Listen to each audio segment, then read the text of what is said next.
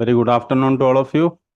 Professor Naushad Ali Azad, Professor Arun Kumar, Professor Amitabh Kundu Saab, and respected audience. Thank you very much for inviting me to this important panel discussion on Union Budget 24-25. It is really an unbalanced panel, and that is why I was reluctant to accept the invitation, because two eminent economists and then my revered supervisor, Professor Naushad Ali Azad. So to be part of a panelist was very difficult, but anyhow, thank you very much.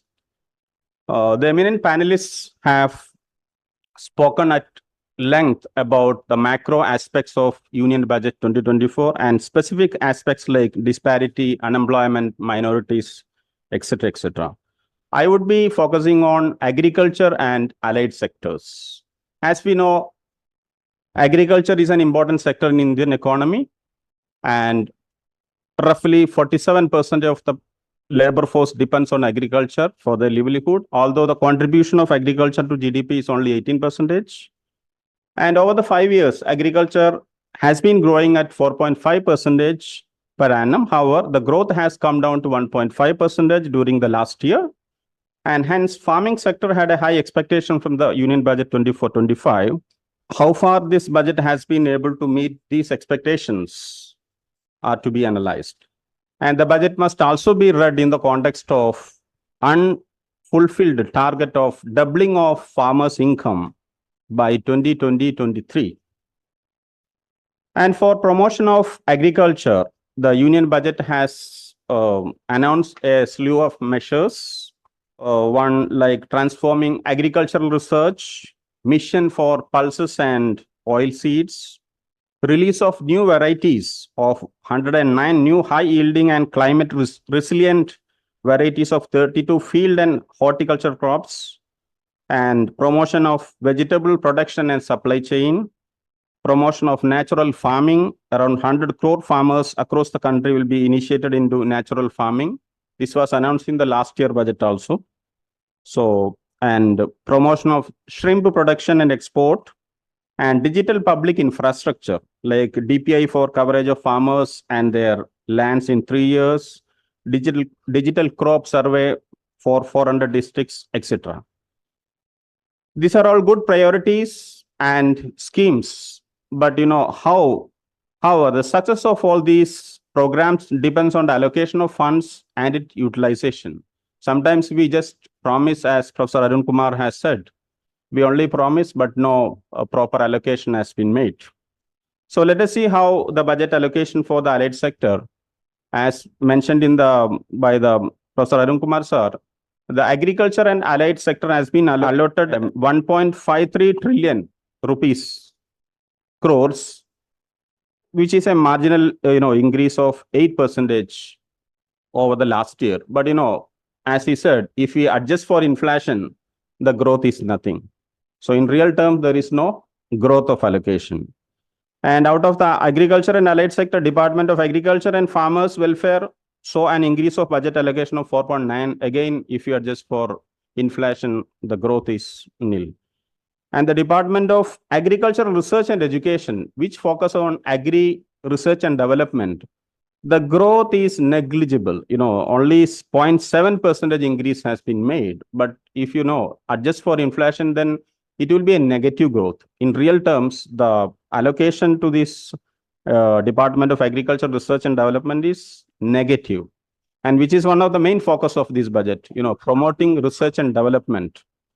And of course, as for the Ministry of Fisheries and Animal Husbandry, there is an increase of 27%, which is substantial. And the major allocation in terms of income support come from PM Kisan with a budget allocation of 600 billion, and there is no increment as compared to the last year. So in real terms, that means coming down. There was a major increase in the allocation for development schemes like Rashtriya Krishi Vikas Yojana, around 22%, Krishi Unnati Yojana, 16%, National Mission on Natural Farming, and Livestock Health and Disease Control Program, around 64%. And PM Fasal Bima Yojana, in the budget, it was announced that around 4 crore farmers will be covered under new crop insurance scheme. But for the allocation has really, in monetary terms, declined by 2.7%. Rather than increasing the allocation for the PM Fasal Bima Yojana for the crop insurance, that has declined by 2.7%. So many experts feel that budget is a missed opportunity for agricultural transformation. Government could have done much and the income security of farmers, as mentioned earlier by the earlier speakers, not addressed, nor the minimum support price guarantee. The farmers have been demanding for legalizing minimum support price. The government has not heeded to their demand. And research and development is the way out for, taking agriculture in a self-sustaining mode. But the amount allotted is insufficient to drive the kind of innovation needed to address the sector's challenges. And with the risk of climate-induced extreme weather events, our country need to focus more on agri R&D and extension services and climate-smart agriculture. So the allocation is not sufficient to do this. And connecting farmers to market and digital connectivity is a good move. And agri startups has a good potential, as we hear from media that many of the techno graduates are also turning into agri sector and making good money out of that. And as I said, as far as crop insurance is concerned, in India, crop insurance, less than 30% of the farmers or cropped area is covered under the crop insurance. So we need to promote crop insurance. So in Korea, what is happening is, the Korean government pay all the premiums of crop insurance.